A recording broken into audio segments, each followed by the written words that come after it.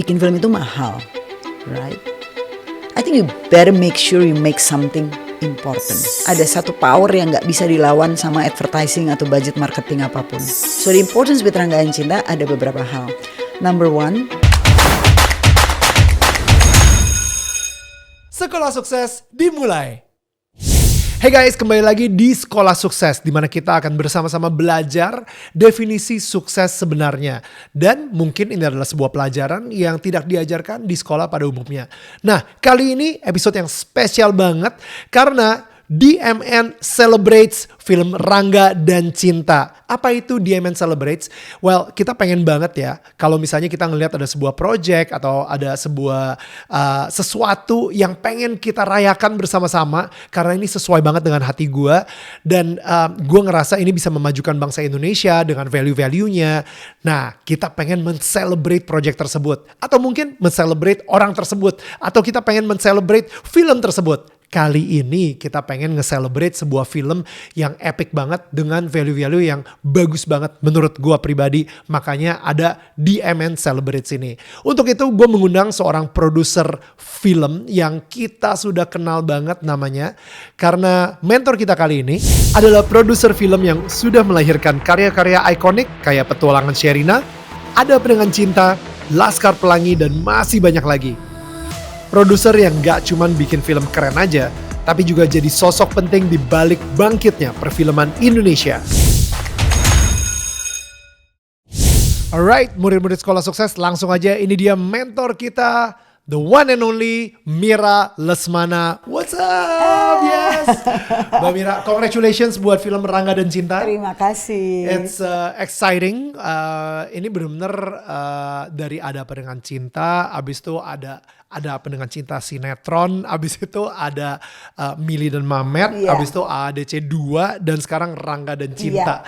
Gila, itu IP-nya benar-benar kayak it's long lasting. Yeah, it's a fun IP. Yes. It's something that we love so much gitu. Ada Apa For Dengan sure. Cinta ini. Dan di sini jujur di episode Sekolah Sukses ini sesuatu yang beda banget ya karena kita benar-benar akan fokus bagaimana lu bisa menjadi produser sehebat Mira Lesmana. Alright? Aduh. Ya, anggap aja ini masterclass diberikan langsung dari Mira Lesmananya. Hebat gitu. itu nggak bisa terlalu diukur objectively. No, but I think we can always learn something from our mentor dan dalam absolutely. hal ini I think you're being a producer yang kita semua sangat respect banget. Thank you. We appreciate karya-karyanya Mbak Mira juga gitu and sebenarnya mungkin masih banyak orang di sini yang penasaran gitu ya, apa sih bedanya produser sama sutradara? Itu kan kebanyakan dia produser dan dia juga sutradara. Ketika orang nanya sama gue, Neil, lu yang ngeproduserin film Susi Susanti yang Glenn Fredly, iya. Oh gimana tuh lu ngedirectnya gini? Enggak, gue bukan sutradaranya, gue cuma produser. In a different way. Nah, so tell me, mungkin langsung aja, apa sih definisi dari produser dan sutradara itu sendiri? Oke, kalau boleh mundur sedikit, sebenarnya waktu gue masuk ke sekolah film, intentionnya sebenarnya pengen jadi film editor. Oh. Jadi sebenarnya I wanted so much gitu untuk bisa mengedit film atau menyatukan gambar-gambar gitu. Right. Tentunya itu dari baca-baca buku dulu waktu SMA. So I read a lot of books tentang filmmaking dan sepertinya what I like itu adalah ini nih kayaknya editor nih paling keren nih gitu. And as I start studying film gitu di tahun pertama itu kan sebenarnya kita masih general, and then on the second year di IKJ itu kita baru mulai memilih major kita. Disitulah misalnya then kita bisa memilih gue akan mengambil editing film gitu. Editing atau directing atau music scoring whatever atau whatever lah exactly. kayak gitu. Nah tidak ada jurusan producing di saat IKJ. itu. Saat itu tidak ada jurusan producing, yang ada hanya mata kuliah manajemen produksi. Gitu, tapi tidak ada producing gitu. maybe at the time orang-orang berpikir bahwa ya yang produser itu tidak perlu, yang perlu adalah seorang manajer yang bisa menata produksi filmnya gitu. Right. Dan di tahun kedua ketika udah mulai mengambil penjurusan, semua dosen, semua senior itu bilang bahwa Mir, kayaknya mendingan ngambil penyutradaraan deh gitu. Karena kita kekurangan juga sutradara perempuan gitu. Yeah. So I was like, gimana ya, pengennya sih editing, nggak apa-apa kalau jadi sutradara itu you get to know everything gitu. Jadi mulailah mengambil penjurusan penyutradaraan. Oh, wow. Tetapi on that second year sebenarnya gue tuh udah mulai berpikirnya, I didn't know at the time, lebih kayak mencari ide untuk memproduksi sesuatu gitu. Okay. Which obviously sebenarnya itu adalah kayak cikal bakalnya producing gitu. Yeah. So I had an idea, kepengen bikin sesuatu. Waktu itu I was very concerned tentang kebersihan kota Jakarta. Dan gue berpikir karena gue sempat belajar sekolah menengah di Australia, dulu tuh ada iklan layanan masyarakat gitu, yang mengajak seluruh warga untuk menjaga kotanya. So I had this idea gitu kayak, aduh kita kayaknya harus bikin. Gitu. And at the time, gue juga langsung berpikir bahwa oke, gue harus ngumpulin, berarti gue harus cari sutradaranya, gue harus cari ininya. So I was already thinking like a producer gitu. Jadi itu pertama kali gue berpikir oke, gue ajak senior gue deh, and it was Mas Gari Nugroho. So ini anak kuliah baru semester berapa gitu ya, udah yang Mas Garin, I have an idea, kayaknya kita mau bikin gini. Gue kayaknya wah, dan Mas Garin langsung juga menyambut, wah itu oke banget, itu penting banget itu. Nanti gue cariin deh Mas caranya, pendanaannya apa gitu. So I was already doing that gitu on the second year di masa kuliah di IKJ. Dan akhirnya gue tetap harus mengambil penjurusan penyutradaraan. Right. Dan di akhir kuliah gue udah tinggal sidang, gue udah sempat bikin film pendek gue. Tapi gue ditarik sama almarhum Rini Sutomo. Rini Sutomo itu dulu adalah bekas penyiar di TVRI, yang ternyata dia menjadi produser di sebuah big advertising company, yang sekarang namanya Loe, dulu namanya Citra Lintas gitu. So dia sedang mencari a junior producer. Dia produser, senior produsernya di sana. Dia sedang mencari junior producer untuk bisa membantu dia karena dunia periklanan baru saja membuka pintu untuk membuat iklan-iklan di televisi. Dan itu udah lama sekali di Indonesia nggak ada. Dan mereka terpaksa harus mendatangkan berbagai sutradara dari Amerika, dari Inggris, dari mana-mana. And they need somebody who can who knows about filmmaking tapi juga bilingual gitu. Jadi belum sempat gue sidang, udah tinggal sidang sebenarnya, gue di offer that job and I decided to take it. Jadi gue pikir gue ambil aja deh gitu. Nah yang menarik, selama gue kuliah itu semua dosen-dosen bilang nggak apa-apa, yang penting nanti jangan lupa selesaiin sidangnya harus tetap diselesaikan. Tapi of course agak really busy ternyata di dunia periklanan ini. Dan akhirnya bahkan hampir 8 tahun gue berkecimpung di dunia iklan, untuk iklan. sebagai produser, jadi junior produser. Benar. Dan ini nggak adalah sebenarnya sebuah kesempatan yang langka sekali, because at the time karena it's something new, gue tuh dapat ilmu banyak banget tentang marketing, tentang how to brand something, tentang how to spread information about your product gitu. So I learned so much di 8 tahun itu. Sampai di titik I decided kayak kayaknya gue harus balik lagi deh ke film gitu. I've learned so much about dunia periklanan, marketing, and I studied film. Kayaknya gue mesti bikin perusahaan film. So that's when I decided untuk membangun Miles Films. Dan ya udah di situ sebenarnya gue udah menjadi produser kan, karena di iklan di lain sebagainya gue berkecimpungnya di producing. Tapi film pertama yang kemudian kita buat waktu itu, again idenya datang dari gue sebagai ide dalam arti kata kita harus memproduksi sesuatu. Di tahun 95, oh my god, such a long time ago. Di tahun 95 itu gue udah berkenalan dengan Riri. Di dunia iklan juga sebenarnya gitu awalnya. So gue bilang gitu sama Riri, kita kan anak IKJ ya, kita ini sekolah film, kita harus bikin film. Gimana caranya di bioskop itu, karena di saat itu yang ada hanya film Hollywood gitu. Gimana caranya kita harus bikin film? Terus dia kayak duitnya dari mana gitu, gimana caranya? There must be a way. Kita harus bisa mungkin bareng-bareng. So that's how Cul-de-sac started sebenarnya. Cul-de-sac. Film Cul-de-sac. Sebenarnya itu dikerjakan di Miles Films karena perusahaannya sudah berdiri, tapi kita membuatnya sebagai sebuah kelompok kerja. Kita kasih nama waktu itu Day for Night Film gitu. Kami mengajak Nen Agnas yang juga alumni Institut Kesenian Jakarta dan Rizal Mantovani gitu. Untuk sama-sama kita bikin film layar lebar yuk gitu. Awalnya itu kayak, gimana nih caranya? Gak apa, kita produce bareng, kita direct bareng, kita edit bareng, we write it together. Ya kita sama-sama aja gitu. So jadi producing ini sebenarnya kayak datang naturally. Gitu. Dan gue kemudian di Cul-de-sac ini mencoba berpikir keras dengan semua kenalan yang gue dapatkan selama bekerja 8 tahun di advertising, relasi gue dengan baik itu supplier maupun the client are really good, you know, it was really good. Jadi akhirnya kita mendapatkan banyak support. So that film Cul-de-sac itu kita buat, boleh dibilang tuh nggak ada budgetnya gitu. I think our starting budget was only 50 million. 50 juta? 50 juta rupiah. Oh bentar, tapi itu tahun 95 yes. No? Mungkin kalau di convert sekarang maybe 200. Right. 250 juta gitu ya. Or maybe less.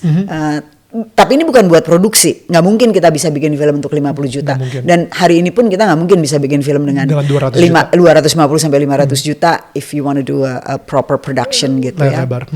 Dan waktu itu idenya adalah yaudah kita bikin dengan cara zero budget gitu. Ini 50 juta benar-benar cuma untuk sesuatu awal aja, kita coba cari support aja gitu. So kita membuat sebuah proposal. Kita waktu itu ngasih nama proposalnya apa ya? Demi perfilman Indonesia.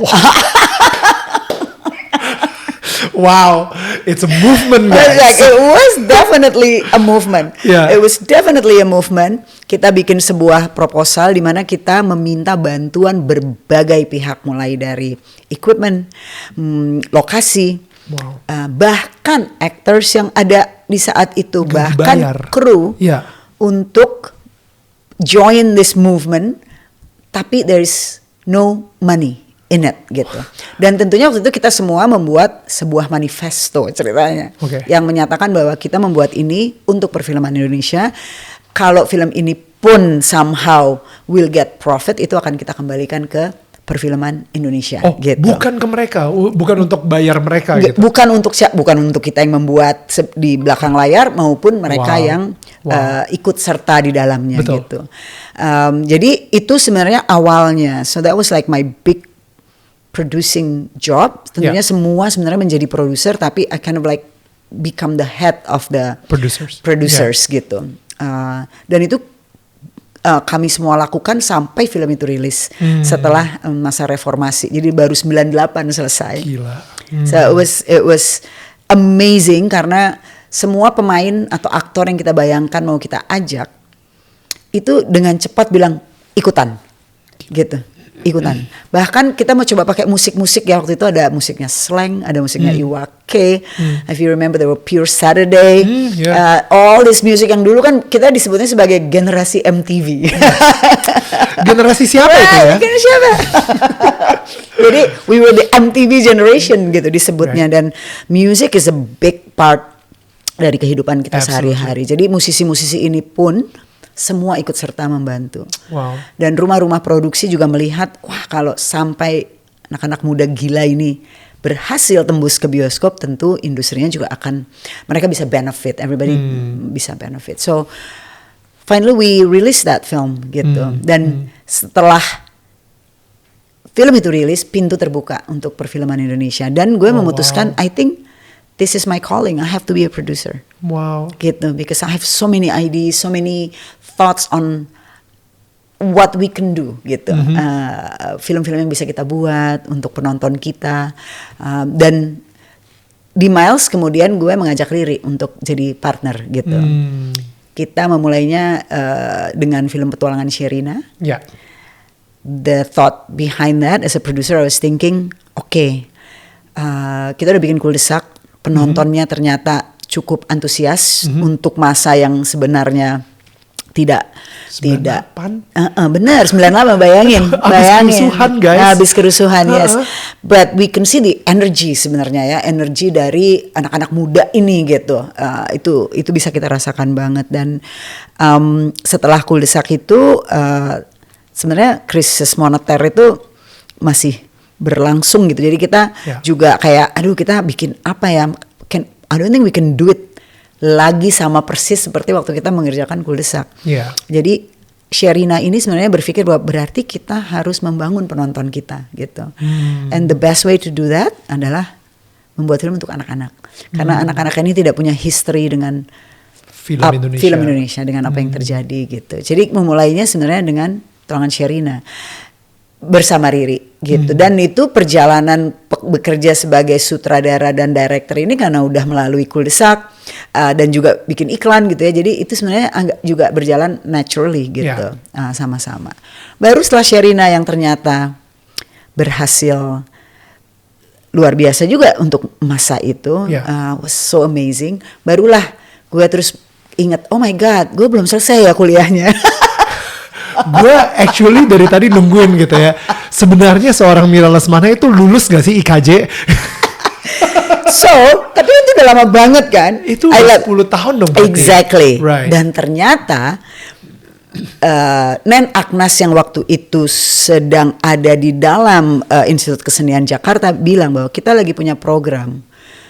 Kita ingin mencari semua yang lulus D3 ya, kalau bukan S1 kan itu lulus D3. Betul. Untuk ditawarkan S1. Gitu. Wow. Dan tahunnya tidak masalah asalkan tertarik untuk kuliah lagi dan mau meneruskan itu bisa. So I took it. So I went straight to S1 yang tadinya cuma D3 gitu, and I brought my thesis is about petualangan Sherina dan perjalanan dari Kuldesak ke petualangan Sherina gitu. And the topic was producing. Gitu. Because semua dosen-dosen itu bilang, kamu tuh gimana caranya melakukan ini semua? Sepertinya ternyata produser penting ya gitu. Karena tadinya di IKJ ini nggak ada gitu. Betul, nggak ada mata kuliah. Nggak ada, adanya hanya manajemen produksi. So tesis gue itu akhirnya sama dosen-dosen, I got a very good, lulusnya pokoknya oke gitu. Udah ada buktinya lah. Dan dosen gue terus bilang gitu, ini harus dipakai gitu. Mau nggak bantu kami bikin kurikulum untuk producing. So that's when di IKJ akhirnya masuklah mata kuliah producing gitu. Karena semua merasa bahwa lo bisa aja nyetak produser banyak sekali dan bagus-bagus dengan visi yang luar biasa. Kalau nggak ada produser, who's gonna make it a reality gitu? Karena you still need capital, you need memastikan produksinya berjalan, and then memastikan sampai ke penontonnya juga gitu. Dan akhirnya disitulah mulai baru ada producing. So that's how it all started. Awalnya benar-benar bukan karena sekolah producing.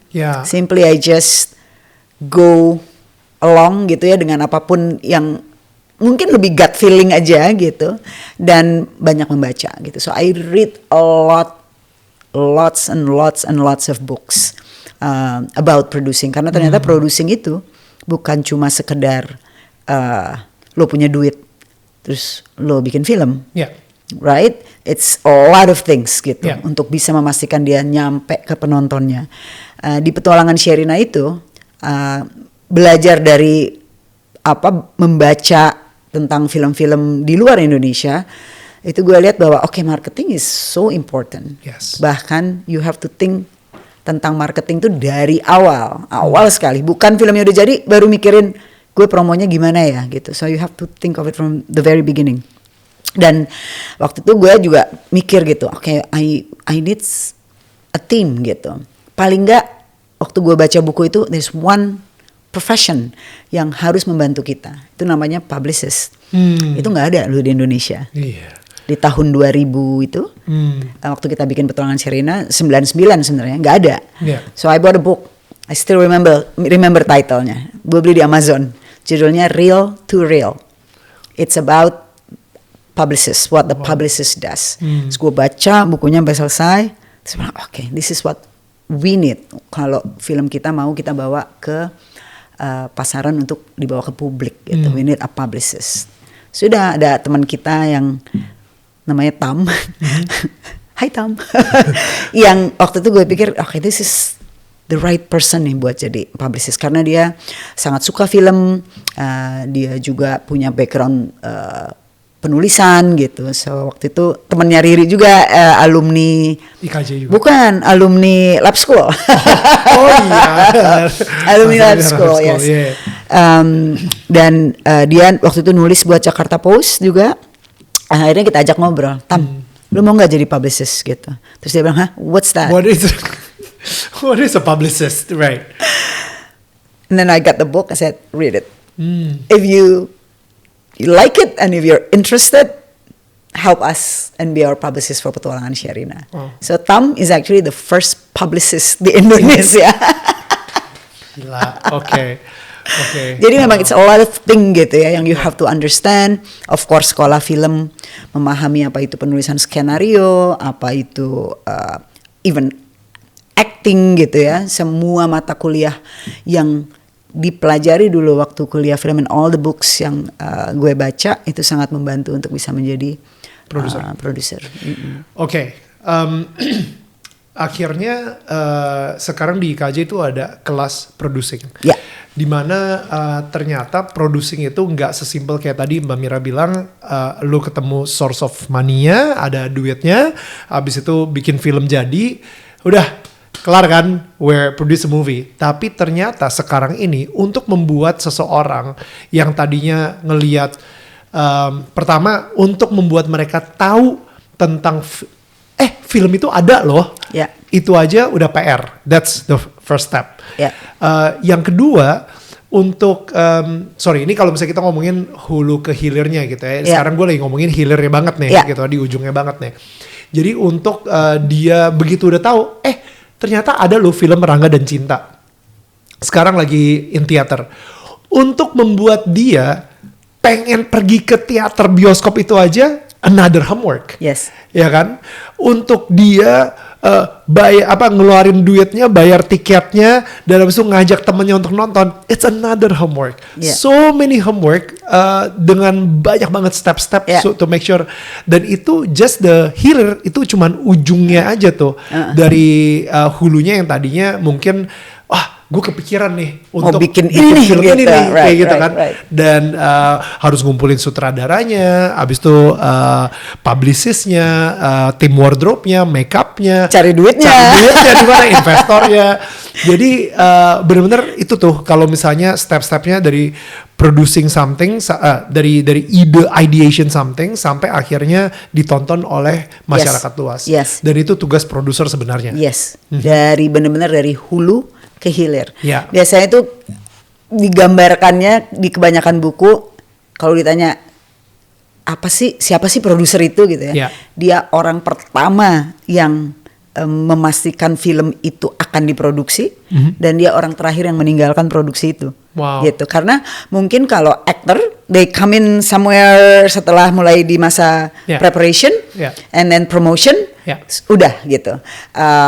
Kalau sutradara itu juga possible dia datang pada saat skripnya udah jadi atau dia juga ikut bersama mendevelop skripnya dan dia memastikan kemudian filmnya selesai, technically sudah bisa kemudian didistribusikan oleh orang lain. Betul, gitu kan. Betul. Sementara produser dia harus memastikan dan ketika film itu sukses mungkin akan ada banyak orang yang diberi kredit. ya kan? Dan produser tidak pernah diberikan kredit tersebut. Yang diberikan Ada, kredit menurut gue sutradaranya, guys. menurut gue bisa juga, bisa ada yang mendapatkan kredit of course, tapi maksud gue gini, biasanya kalau sukses yang akan dilihat adalah gila sutradaranya Atau aktornya. keren, atau aktornya wow, Ya. atau skenarionya wow, Yes. right? Tapi kalau gagal, right? Produsernya sih nggak aman sih gitu kan. Gue pengen nangis ya barusan ya. Nggak selalu, Nggak selalu. Nggak but selalu. generally Iya. demikian Iya. gitu. Karena memang tugas dia paling ya paling dari ujung ke ujung ini gitu. Betul. Ya. So dan kalau toh filmnya mau dibilang because in a way, jadi gini, in a way it's kind of true. In my opinion. Maksudnya gini, kalau misalnya sutradaranya, directnya nggak bagus, but who hired the director, Exactly. right? Yes. Kalau mau bilang bahwa, aduh aktornya parah tuh yang main kayak diva semua, bikin produksi kacau. Siapa yang green light Who is- si aktor-aktor Exactly. Tetap produser. Exactly. Tetap produser. So in a way it's true. Dan itulah beban yang harus lo kita semua pikul gitu. But kalau itu disadari, I think it's okay gitu. Because for me, kalau buat gue pribadi gitu ya, I love producing. Seneng banget bisa mengumpulkan talent Yeah. dan kemudian kayak apa ya, kayak it's kind of like a chef gitu, Yeah. right? Yang bisa mengumpulkan banyak bumbu-bumbu dan Tapi bukan chefnya sih, Mbak Mira. ya The restaurant owner. chefnya sutradara ya. Owner restoran. Maybe mungkin in a apa ya, dengan dari sudut pandang yang berbeda, karena menurut gue bumbu-bumbu atau si chef dari sisi producing ini kan dia memilih gitu ya, memilih betul. sutradara dan orang-orang yang kemudian cocok gitu. But again ada satu hal lagi juga yang harus disadari, bahwa bikin film itu it's a collaborative work kan. Yeah. Itu adalah sebuah kerja kolaborasi gitu. Dan ini harus selalu dipastikan ketika kita mau berkolaborasi, tidak selalu semuanya In the same frequency. exactly. Yeah. Dan itu is one of the juga kerja yang sulit buat produser untuk memastikan ini sama ini cocok nggak ya? Gue sama dia sama ini nyambung nggak ya? Aktor yang ini sama yang ini nyambung nggak ya? Yeah. Mungkin kita bisa aja mengumpulkan semua orang yang the best, Ya. talentnya yang paling terbaik gitu ya. Tapi belum tentu ketika kita satukan dia bisa menjadi sebuah film atau produk yang seperti kita harapkan gitu. Jadi itu juga gimana ya? Jadi being producer itu menurut gue banyak yang harus dipelajari text wise, tapi banyak juga yang harus menggunakan Feeling, intuisi, feeling. Yeah. Gue sempat ngajar producing of course di awal-awal di IKJ dengan kurikulum yang sudah dibuat itu, dan gue selalu bilang kalau ditanya, jadi apa sih bikin film itu sebenarnya apa sih? It's kind of organizing chaos, right? That's so good. Yes. Ya, karena produksi itu is chaotic, Yeah. but you can organize it. Gitu. Yeah. Dan juga satu lagi yang paling penting dari being a producer adalah you have to be able to manage ego. Egos, I should say, karena Yes. ada banyak ego dalam produksi film gitu. Ego sutradaranya, ego director fotografinya, ego aktornya, ego penulis skenario-nya, and ego produsernya, right? So gimana caranya? Lo juga punya ego nih. Gue ngomong ego tidak in a negative sense ya, karena menurut gue ego itu juga Harus dikontrol juga. ada positif nuansnya kan gitu, bahwa lo pengen ngerjain apa yang menurut lo bagus gitu. Dan ego ini sebenarnya ketika dia bisa di-manage dengan baik, and everybody can give the best gitu, bisa memberikannya yang terbaik. Dan itu juga salah satu menurut gue apa yang harus bisa dilakukan oleh seorang produser gitu. Managing egos. Yes, managing egos, your own ego dan ego yang lainnya gitu. Mbak Mira, kalau kita balik lagi gitu ya, kayak si Rangga dan Cinta ini gitu. Ini kan sepertinya it's a no-brainer. It's a no-brainer. IP-nya kuat, you know, Ada Pandangan Cinta udah meledak banget, Ada Pandangan Cinta 2 meledak juga. Sekarang bikin Rangga dan Cinta gitu. Do you still have worry untuk film Rangga dan Cinta ini sebagai produser? Dan mungkin kayak apa ya? Ada challenge-nya lagi nggak? Kayak do you have to start again from zero every single project kayak? Oh, here we go again. You know what I mean? Like, Yes, absolutely. Okay. Menurut gue bahkan it's a even bigger challenge than other films yang mungkin bukan seperti Rangga dan Cinta. Okay. Lo bayangin, like you said, orang berpikirnya mungkin it's a no-brainer, right? But you have to see it in a different perspective gitu, bahwa Ada Pandangan Cinta itu milik banyak orang. Emang kita dulu yang bikin, but it doesn't belong to us anymore kan. Itu sudah menjadi bagian dari kehidupan para milenial, penontonnya, semua yang begitu lekat dengan Ada Pandangan Cinta. Itu sudah, it's really big. Like you said, IP-nya itu besar gitu.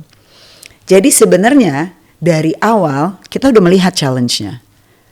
Justru orang either berpikir it's a no-brainer, padahal it's more difficult karena ada entah berapa manusia yang merasa bahwa what are you doing gitu, apa yang lo kerjain dengan film yang udah punya gue ini gitu kan. Kayak lo mau gantiin orang-orang yang dulu bermain di karakter-karakter ini gitu. Mengantisipasi mereka yang mungkin skeptik gitu kan. Nggak mungkin lo bisa bikin ulang that orang bahkan menyebutnya udah mahakarya gitu ya, yang waktu itu kayaknya udah dicintai banyak orang. Jadi sebenarnya kita berangkat dengan challenge itu. We know karena we've been living with Ada Pandangan Cinta for a long time. Jadi kita tahu bahwa akan ada banyak orang yang bilang, hah kok gitu, kok jadi gini, kok sebelum filmnya muncul ya. This is prior to the film kok gitu. Nicholas Saputranya beda. Exactly. Dan itu pun dengan pemain-pemain sama Nico tuh kita juga udah ngobrol, Nick. Kita harus mempersiapkan sekali mental para pemain kita. Karena pasti mereka akan dibandingkan. Mereka harus punya mental yang kuat. Kita harus memberikan mereka spirit gitu ya, bahwa you're doing your best, everybody's doing their best. And then again, kita mempersiapkan ini dari akhir tahun 2023. So it's a long time. Kita nggak ada film lain loh sejak Petualangan Sherina di yang kedua Oktober 2023. And we've been doing and just focusing on Rangga dan Cinta, mencari talent-talentnya, kemudian memberikan mereka ruang untuk bisa menjadi gitu ya. Kemudian memberikan ruang buat Riri dengan tim barunya untuk menciptakan dunia musicalnya dari film Rangga dan Cinta ini. Dan juga kita men-challenge diri kita sendiri juga gitu untuk apa yang bisa kita lakukan gitu dalam proses produksinya. Misalnya kita kayak men-challenge sama-sama gitu ya, kayak Nico tuh juga Nico tuh great partner karena dia selalu men-challenge juga gitu. Di dalam challenge yang udah banyak ini dia masih men-challenge gitu. Kayak misalnya dia bilang gitu, Mbak, kita nggak mau live Mbak nyanyinya. Sebenarnya what do you mean? Susah Nick, itu we're not Les Miserables. You know, we're not ini gitu. Bisa Mbak. Gitu dia kayak bisa lah. Mungkin gak usah semua tapi mungkin beberapa tuh bisa lah kita ini. Dan gue gak susah nih, kita tuh suara motor aja kencengnya minta ampun. Kalau kita lagi syuting gitu, how do we control the sound gitu, gimana caranya kita peralatannya nggak ada gitu. Tapi of course habis itu gue ngobrol sama Meli Anto, gue ngobrol sama Satrio Budiono, dan kita semua kayak semuanya pada mulai baca kan, ada nggak ya alatnya ya gitu kayak Dan akhirnya kita men-challenge diri kita sendiri dan bilang, I think we should try gitu. Dan kita akhirnya memesan beberapa peralatan khusus monitoring yang kecil sekali untuk di telinga supaya playbacknya tidak terdengar. Dan kita memproduksi bagian-bagian musikal yang dinyanyikan ini live. So when you want to do live, berarti kan aktornya juga harus punya waktu untuk melatih vokal mereka gitu. Dan itulah yang kita lakukan selama berbulan-bulan itu gitu. So it's a long process. It's jadi it's not like iya udah ada sih ceritanya jadi lo gampang aja dong. It's nothing like that at all. Wow. Jadi prosesnya sangat panjang ditambah challenge tadi itu ya. Sekarang kita kan cuma tinggal menunggu how the public will react gitu. Tapi semua yang skeptik, semua yang mungkin kayak nggak ada yang baru nih, masa itu lagi sih gitu, itu of course we get that gitu ya. Dan aduh kok diganti, ya kok mainnya kayaknya gitu. Ya kok and we take that as a great challenge gitu. In fact di titik ini I'm very excited gitu to see what the millennial would say about it and what the new generation will think about it gitu. So we hope semua proses yang kita lakukan ini, semua keinginan-keinginan yang kita berikan di dalam film ini bisa didapat gitu dengan penontonnya. Ini kita karena Sekolah Sukses ini kita ngomonginnya lumayan banyak bisnisnya juga. So gue bakal ngomongin soal bisnis aspek di sini gitu ya. Mungkin dari segi sebagai produser, tadi tuh ide. Kling. Gue pengen bikin film Rangga dan Cinta. It's a spin-off atau it's a remake dari film Ada Apa Dengan Cinta. Itu ide terucap lucu kali ya Ri kalau kita bikin Rangga dan Cinta gitu. Milih Mamet aja sukses, kenapa gak Rangga dan Cinta gitu misalnya. Kling gitu kan, muncul sebuah ide tersebut gitu. Nah dari sebuah ide tersebut akhirnya gimana sampai menentukan budget buat film ini gitu. Misalnya berarti film ini kira-kira ya 10M lah gitu. Like how do you define the budget untuk bikin sebuah film sendiri gitu? I always think nomor satu itu ada dua hal. Bisa yang mana duluan itu terserah gitu ya. Either you come up with that thing gitu ya. Ada ide ini nih gitu. Tapi when that thing comes up, nomor satu yang kemudian harus kita pikirkan adalah untuk siapa bikin ini. Berarti gitu. Marketnya dulu, langsung pikirin marketnya dulu. That's why I said marketing itu sebenarnya kita harus mikirin dari awal sekali gitu. Dalam konteks kita membuat sebuah film yang memang mau kita berikan kepada publik di bioskop gitu, di jaringan bioskop. Wow. Iya kan? Berbeda kalau misalnya gue punya ide ting gitu, terus yang kayak gue mau bikin ide ini gitu, dan ternyata karena kalau gue sama Riri punya ide itu, kita tuh kayak pop up-nya bisa dari gue, bisa dari Riri, tapi kita biasanya gini, ting gitu ya misalnya muncul. Not visible yet, masukin dulu ke saving cabinet. Ya. Yang ini kayaknya mungkin nih gitu, tapi not necessarily ini hilang ya, karena this could come back gitu. Yang penting kita tahu dulu apa yang mau kita kerjakan untuk siapa, and is it feasible or not to produce. Gitu, dalam situasi yang beragam kan. Jadi kalau misalnya kayak Rangga dan Cinta, idenya juga nggak langsung jadi seperti apa yang kita mau sekarang. Jadi sebenarnya waktu itu dimulai dengan I love musical. Kita tuh cinta banget musikal, right? We love musical. Apalagi Pet Share 2, maksudnya Petualangan Sherina 2 itu. And we also udah bawa Petualangan Sherina ke panggung pertunjukan. Laskar Pelangi baru pengen ngomong. Iya kan? Sudah kita jadikan panggung pertunjukan. Jadi awalnya sebenarnya Ada Apa Dengan Cinta itu mau kita bawa ke panggung pertunjukan musikal gitu. Ada Apa Dengan Cinta musical ya? Yes. Right. Tetapi waktu itu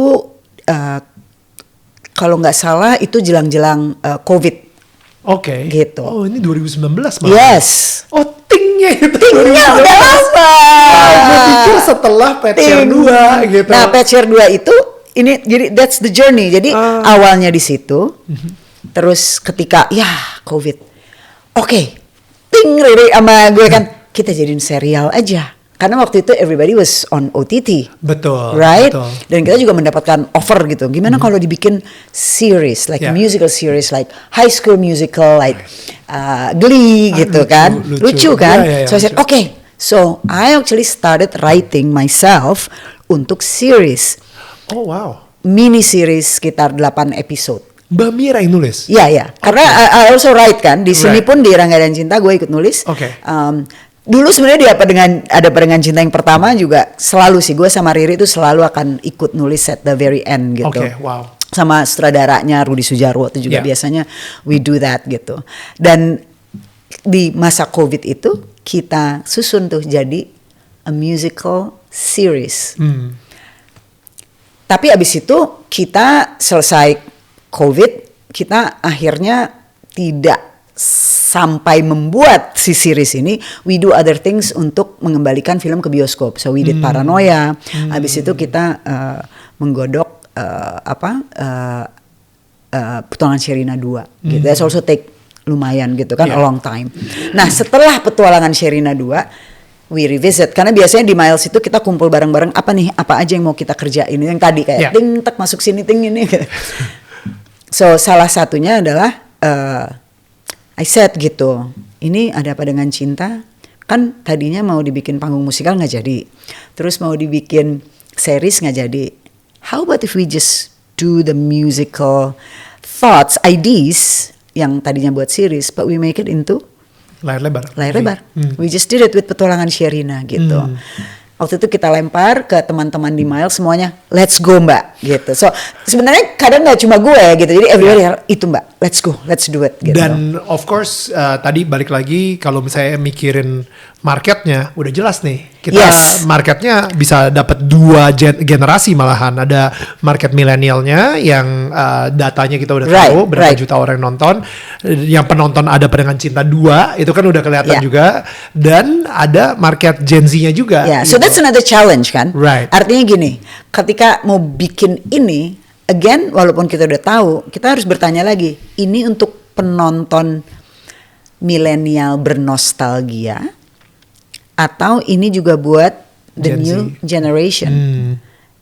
So before we even do that, gue harus bikin research. Gitu. Penonton Gen Z sekarang itu seperti apa, right? Apakah ide yang mau kita buat ini bisa cocok buat mereka, gitu.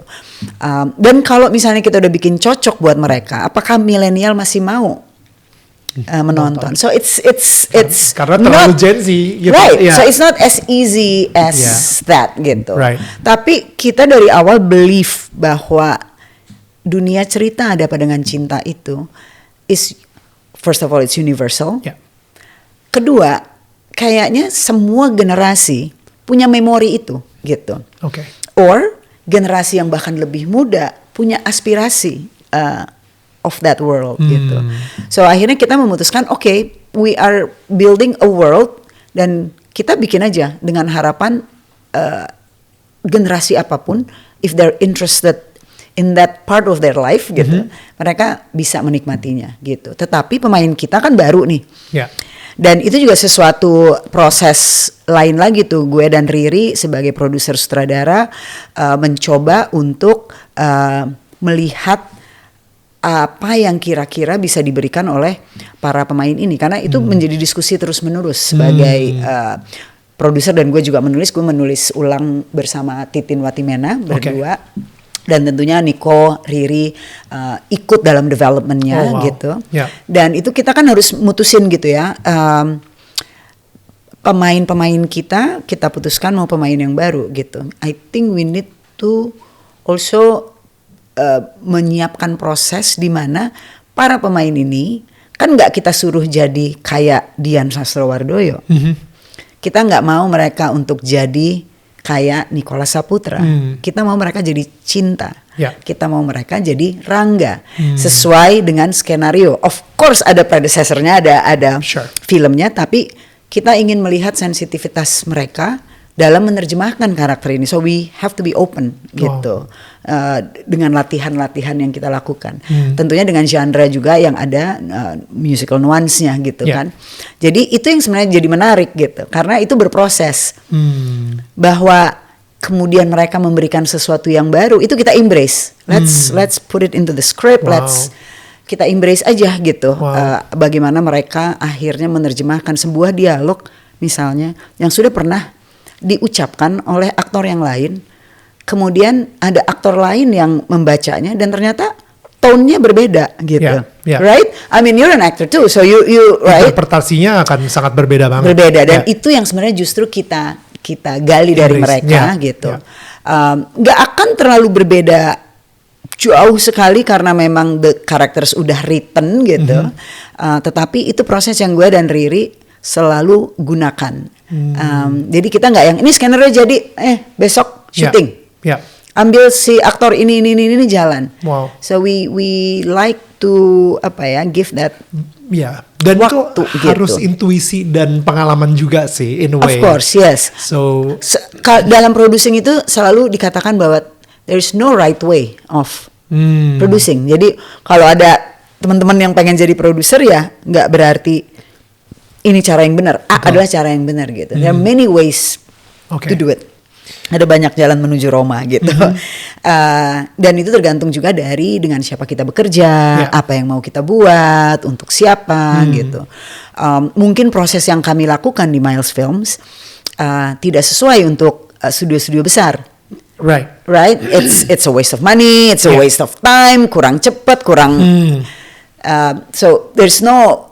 Buat mereka mungkin gue juga salah gitu. Aduh lo lama banget sih bikin filmnya. Aduh gitu kan. Dari 2023 ya kan. Exactly. Ya kan harusnya biasanya tuh kalau studio-studio besar ya maksimal setahun. Iya, karena di studio-studio besar bisa bikin sampai 10 film dalam satu tahun. Ya, kami bikin 1 film dalam 1 tahun aja belum tentu. Betul. Gitu. Betul. But it's a choice kan. It's a choice apa yang mau kita buat, apa yang mau kita lakukan. Itu dia kenapa saya terinspirasi banget sama Mbak Mira gitu karena saya sendiri juga bikin film dalam 4 tahun. Susi Susanti 2019, Glenn Fredly 2004 ya. Jadi it's 5 tahun. Benar. So makanya saya bagian dari si studio kecil tersebut dan mungkin banyak murid-murid sekolah teman-teman juga yang terinspirasi dia pengen bikin film juga dan nggak seperti secepat studio besar. I wish I can do it faster juga sih. Sebenarnya kalau bisa setahun 2 tuh enak gitu. Tapi embracing slow living banget gitu. Ini ada rasa cukupnya gitu kan. But balik lagi ketika kita udah tahu kayak let's say anggap aja ya ini angka we just made it up gitu ya. Belajar dari studi kasusnya Rangga dan Cinta di sini gitu. Anggap aja Mbak Mira you've done your research. Gen Z kayaknya suka style-style seperti ini. Millennial kayaknya masih nyambung nih sama ini. Penonton kita targetnya kemungkinan besarnya bakal nonton. Pesimisnya 1 juta. Optimisnya 5 juta gitu. Mungkin tengah-tengahnya average-nya ya mungkin bisa 2 juta gitu misalnya. Now dari 1 juta penonton, 2 juta penonton atau 3 juta penonton deh biar gampang gitu kan 1, 2, 3.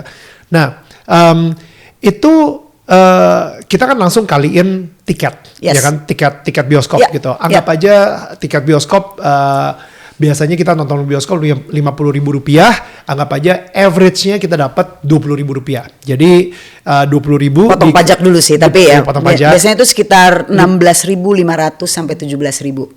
After tax bersih ya. After tax ya. Tapi biar gampang guys. Ya, 20.000. 20.000 yes. 20.000 berarti ketika kita hit 1 juta penonton, which is pessimist, itu 20 miliar. Ya kan? 20. No, 200 miliar. Sorry, I'm so sorry. Enggak dong, 1 juta penonton. Rp20.000. Rp20.000, ya 20. 20 miliar ya? Bener ya? Oh ya bukan 200 ya? Sorry. Bener ya berarti bener ya? Kok perhitungan juga jadi kayak mikir apa? Ya. Oke. Aduh, sekolah sukses guys. Tapi gak gampang ternyata.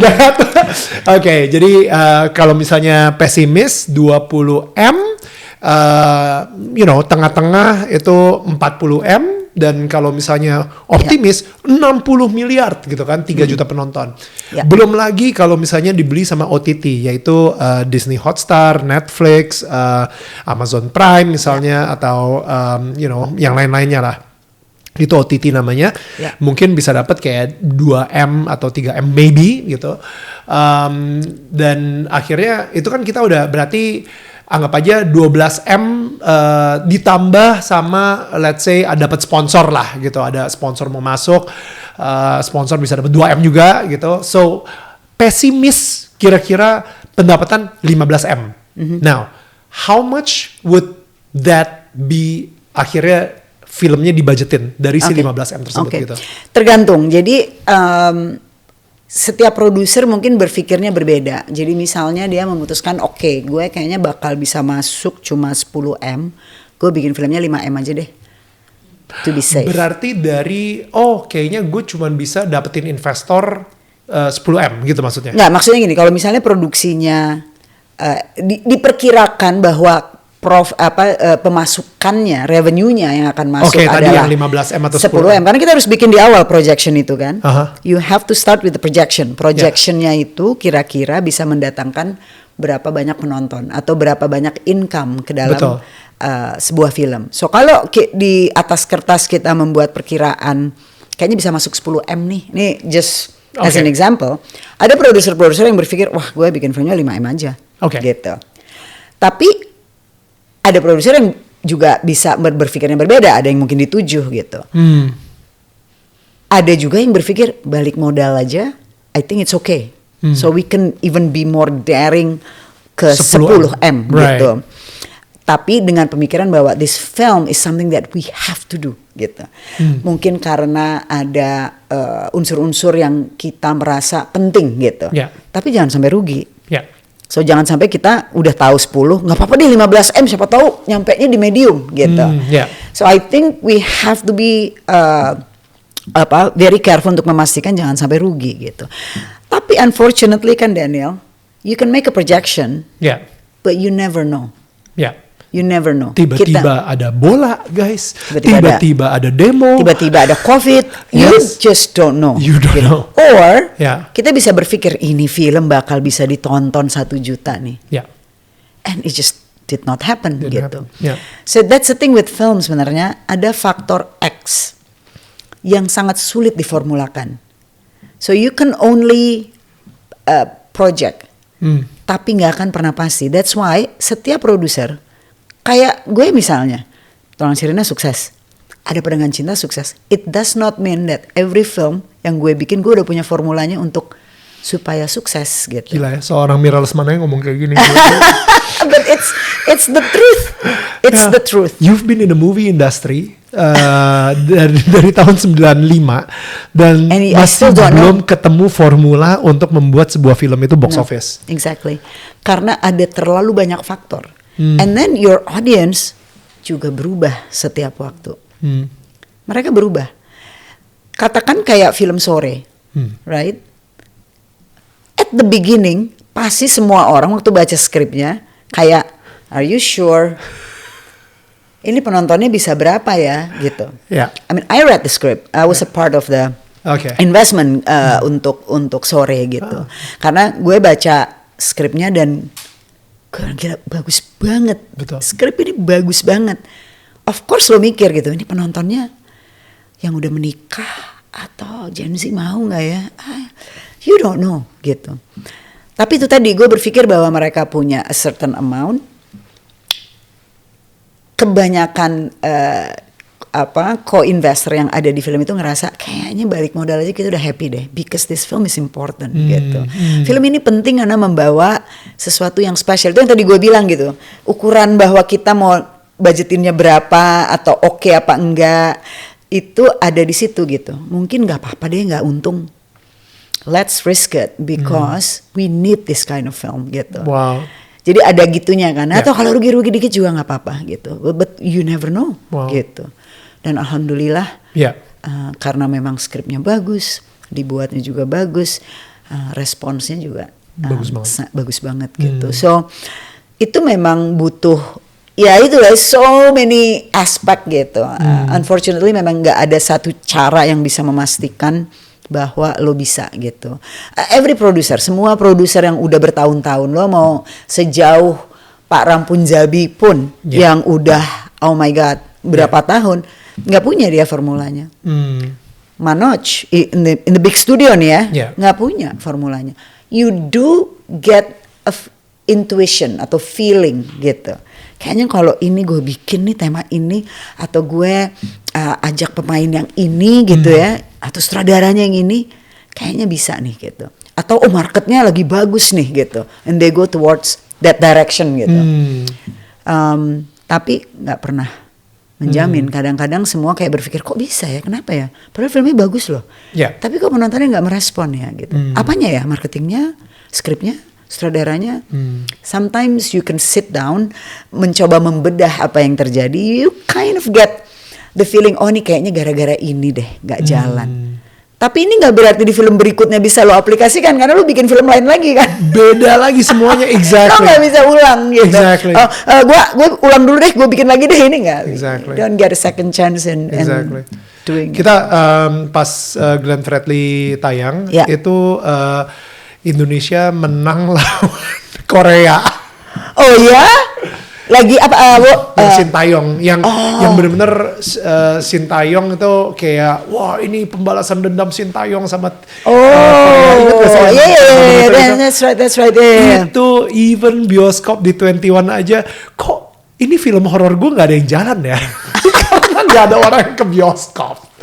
Orang semua lagi nonton bola. Itu satu hal memang kalau dari yang pernah gue pelajari, unless gue nggak tahu kalau ada yang bisa membuktikan, tapi gue juga pernah ngeluarin film bersama dengan World Cup.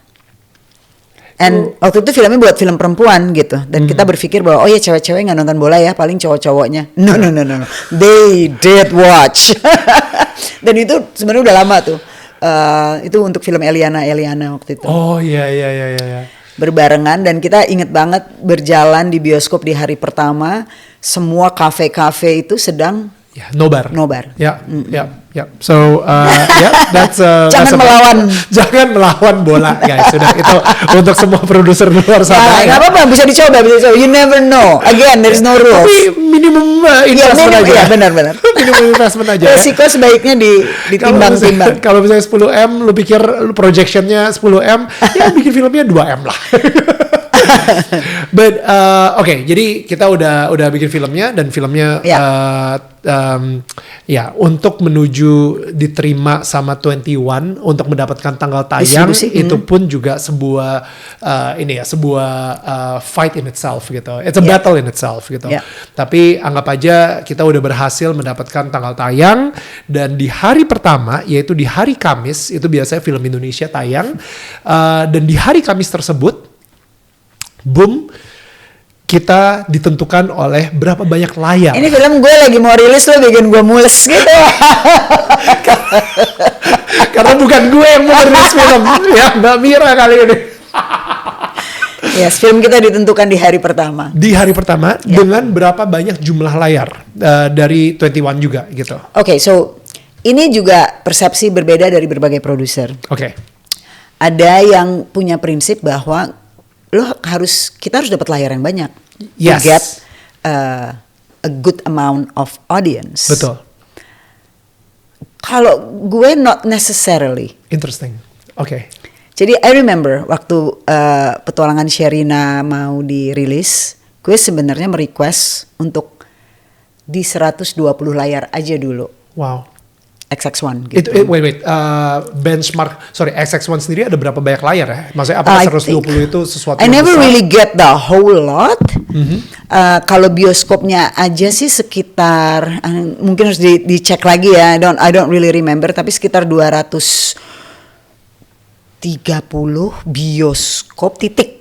Lokasi. Tapi itu juga nambah terus ya tiap tahun, so maybe 250-an gitu. Right. Ini XX1 aja ya. Dan satu bioskop biasanya ada 4 layar. Ada 4 sampai 6 layar, tergantung exactly. gitu. So it depends how many layarnya sih, jumlah layar totalnya gue nggak inget gitu. Right. 1.350 layar. Barusan ditanyain ChatGPT kayaknya. Itu baru XX1 ya. Ya. Itu baru XX1 gitu. Belum lagi ada CGV, habis itu ada Flix. Ya. Ya, jadi waktu itu gue sebenarnya hanya berpikir 120 aja, mungkin total 200 aja lah gitu. 200 layar aja. Karena sebenarnya buat gue yang penting itu bukan jumlah layarnya kalau di hari pertama. Tapi titiknya di mana. Again, lo kan harus mempelajari siapa penonton lo. Yes. Right? Yes. So, meminta layar sebanyak-banyaknya padahal itu bukan segmen lo, I don't think it's a good thing, karena ketika dia kosong justru karena di situ memang bukan target audience-nya. Kita ada yang namanya occupational rate. Jadi okupansinya jelek itu memberikan kondite kepada filmnya gitu. Berarti menurunkan jumlah layar di hari besoknya. Betul gitu. Ya. Karena memang menilainya seperti itu gitu kan. Jadi kalau buat gue tuh kadang-kadang gak usah gede-gede dulu deh. I prefer to have a good OR gitu, occupational rate-nya gitu dibanding jumlah layar yang banyak tapi okupansinya tidak sedikit gitu. Tapi itu hanya berlaku mungkin untuk film-film yang memang kita merasa ada segmen-segmen tertentu. Betul. Right? Betul. Tapi kalau memang filmnya udah dijamin, wah nggak apa-apa. Of course lo bisa demand kayak mungkin nggak gue bisa dapat layar sebanyak-banyaknya. Tapi ya lo kan tetap bersaing dengan film-film lain. You have to be fair to other films yang juga akan dirilis gitu di hari Kamis tersebut. Jadi sebenarnya tergantung. Ya, ini bukan sesuatu yang sifatnya kayak lo harus punya layar segede-gedenya. Right. Gitu. Dan itu juga yang terjadi di sore sebenarnya. Sore sebenarnya yang gue dengar di hari pertamanya itu layarnya dikit sekali. Exactly, which waktu itu Mita nanya gitu, Mbak Mira, dikit banget gimana ini? Don't worry, I said don't worry. Yeah. Dikit itu berapa layar kalau? Kayaknya waktu itu 70 aja untuk XX1, terus kayaknya totalnya nggak sampai berapa ya, kayak cuma 100 berapa gitu. Itu kayak XX1 sendiri tuh nggak berani, karena ya kita misalnya Mbak Mira ngelihat skripnya aja kan bagus banget, tapi siapa yang mau nonton nih, gila Indonesia udah siap belum untuk film seperti ini?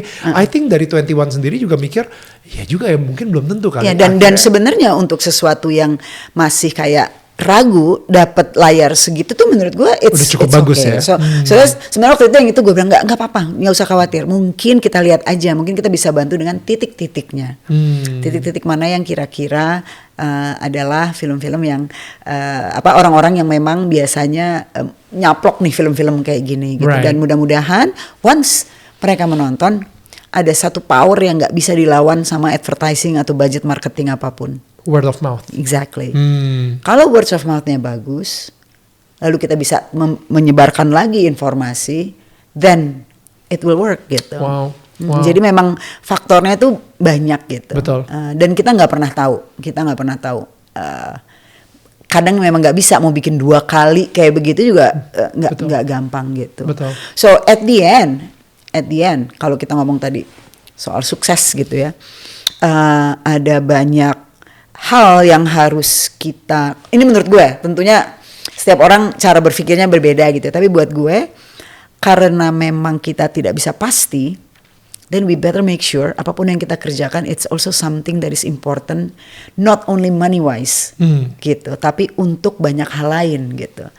Jadi kita mencapai sukses bukan hanya dengan angka-angka gitu, tapi dengan other things. Itu ketika kita tadi juga mau memutuskan bahwa katakan misalnya investment yang kita berikan kepada film sore tidak berhasil, nggak ada regret gitu. Because there are this other factor yang memang kita merasakan bahwa it has to be done nih kayaknya film ini. Harus dibuat gitu. Ada sukses lain pasti yang akan kita dapat. Nggak sekedar hanya dari jumlah penontonnya yang balik modal atau whatever it is gitu. Dan itu ukuran-ukuran yang kadang-kadang memang jadi menakutkan, apalagi kalau mau ngomong siapa yang mau jadi produser gitu ya. So other things yang penting untuk diconsider adalah bikin film itu mahal, right? I think you better make sure you make something important. That's good. Right? Absolutely. Important in different ways gitu. Betul. Ya. Tentu important seseorang, gue, lo beda-beda gitu. But it better be important gitu. Yeah. Jadi setiap film yang mau kita produksi, kita mempertanyakan what is the importance of this film gitu. Penting gak sih ini film kita buat? Kalau jawabannya soalnya it will make money, then I don't think that's enough kalau buat gue. That's very good. Right? So what is the importance dengan film Rangga dan Cinta? So the importance with Rangga dan Cinta ada beberapa hal. Number one, it's melahirkan generasi baru aktor-aktor untuk perfilman Indonesia. Lebih mudah membawa mereka ke penonton dengan sebuah IP yang sudah familiar, gitu. Tapi again tidak berarti mereka meniru menjadi pemain yang sebelumnya, but it's how we can push them out there, gitu. Yang kedua is the genre, gitu. Terus terang sampai hari ini yang bikin film musikal tuh benar-benar bisa dihitung dengan jari, gitu. Untuk menumbuhkan pasar yang sehat, genre itu harus selalu beragam in my opinion. Kita harus selalu punya bentuk-bentuk yang berbeda. Jangan cuma horor mulu misalnya. Exactly. Atau kalau misalnya satu film komedi lagi laku banget, semuanya mau bikin komedi. Harus ada orang-orang keras kepala yang mencoba membuat film yang berbeda, gitu. Dengan segala resikonya tentu. So if I want to make something different, kalau gue mau bikin sebuah film dengan sentuhan musikal, resiko itu gue minimize karena memang genre-nya mungkin belum terlalu familiar. Resiko itu misalnya diminimize dengan sebuah IP yang memang sudah dikenal, gitu. Another thing yang juga kemudian kita tambahkan importance-nya, kru inti kami di film Rangga dan Cinta ini kebanyakan perempuan. So the DOP perempuan, film editor perempuan, the stylist perempuan, head makeup kita perempuan, penulisnya perempuan, gue dan Tino, Mbak Titin, terus ada juga production designer kita perempuan. So there's a lot of HOD istilahnya, head of department yang adalah perempuan. Gitu. Which buat gue ini juga sesuatu yang menarik buat kita lihat gitu. Dan itu gue tawarkan ke Riri, gue di awal gitu, Ri, tertarik nggak kalau semua yang akan jadi tim artistik supporting lo itu perempuan? Maksud lo gimana? Ya jadi lo punya geng cinta juga. Oke, kata. Siapa takut gue the only Rangga here. Exactly.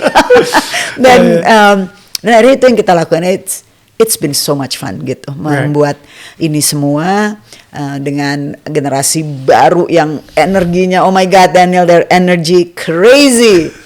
Dan itu penting juga buat kami yang usianya sudah tidak muda lagi untuk bisa menyerap gitu ya energi itu untuk membuat film yang tetap bisa berasa muda dan punya energi yang tinggi gitu. And also I think Rangga dan Cinta atau kisah Ada Apa Dengan Cinta itu juga punya balutan jiwa muda, energi muda, kemudian juga itu adalah kisah yang dilahirkan di awal reformasi kita gitu. Gue sama Riri tuh kayak merasa kayak I think building this world again will be important gitu.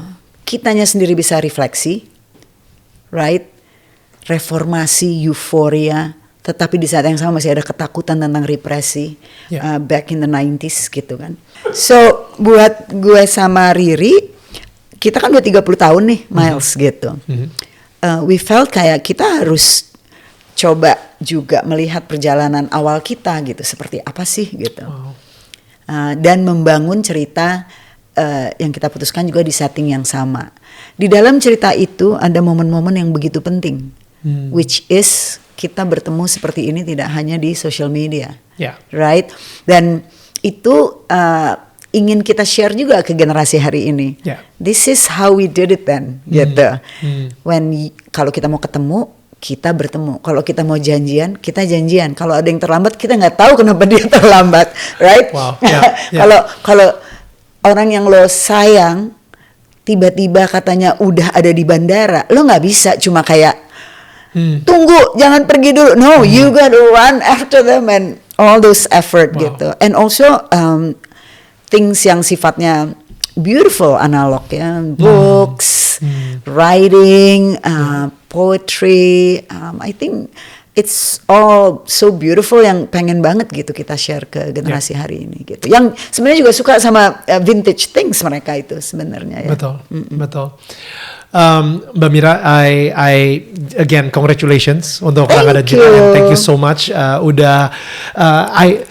you let me graciously tanya pertanyaan-pertanyaan yang mungkin gak pernah ditanyain di podcast manapun juga karena ini benar-benar technical banget dan masuk I'm banget. Open, seneng banget bisa sharing. Right, especially with the business side of things dan tapi ada satu hal yang mungkin gue perlu kasih tahu aja gitu, kalau misalnya sebagai seorang produser sendiri, my biggest respect dari gue sendiri ke Mbak Mira sendiri gitu ya, ketika film kita sama-sama lagi tayang di bioskop, Susi Susanti dan film Bebas saat itu sama-sama tayang dan yes. I remember kita dua-duanya itu kena banget sama film horor saat itu. I forgot itu kayaknya. Sebenarnya ada film ini Joker. Ada film Joker juga dan yang viral tiba-tiba. Yes. Dan filmnya Joko Anwar saat itu juga. Oh ada ya, okay. Benar. Dan I think at that time gue kayak why? Kenapa film gue gak jalan dan everything. Sebagai produser pertama yang masih benar-benar kayak anak ayam kehilangan induknya gitu kan. Nah, and yet yang gue lihat di situ Mbak Mira, wow, tiap hari mungkin ngadain nobar, right? Tiap hari ngadain nobar, bener-bener di Instagram kita bakal nobar sama ini, kita nobar sama ini, kita nobar itu bener-bener kita akan nyanyi bareng, kita gini sampai itu yang dibilang mempertahankan layar supaya jangan sampai turun gitu. Jadi bener-bener Mbak Mira fight sampai titik darah penghabisan banget saat itu, and that's when I have like wow respect, that really inspire me. Sebenarnya at the time itu I believe that the film is good gitu. Yeah. Gue tuh dari semua yang udah menonton itu bilang filmnya bagus. So gue jadi harus kayak kita bilang kan Daniel, nasib kita ada di hari pertama in the first weekend. Tapi nggak berarti kalau itu jelek lo harus give up gitu. Karena harus dilihat apa saja sih kemungkinannya. Kayak tadi misalnya mungkin informasi yang kita sampaikan ke penonton tidak nyampe karena ada hal lain yang tiba-tiba viral atau tiba-tiba menutupi semua informasi yang ingin kita berikan gitu. Betul. So Bebas itu I felt like gila ini film bagus banget, semua yang udah nonton juga bilang bagus. Mungkin gue harus mengganti strategi komunikasinya gitu. Amazing. So it's not so much mempertahankan layar supaya layarnya ditahan dengan banyak nobar, but I'm hoping dengan nobar-nobar ini the words will spread. Word of mouth yang tadi. The words will akhirnya spread gitu, lebih baik. Dan it was amazing. Maksudnya kita dari yang sangat rendah di hari pertama, slowly it grows. Dan gue juga ingat sampai kayak Ernest bilang, gila Mbak, gue lihat di hari pertama sih, kalau gue kali udah wah gue mikir udah nih mati nih Bebas nih gitu. Tapi gila bisa naik lagi gitu. Of course nggak bisa sekuat kalau pertamanya langsung bang ya.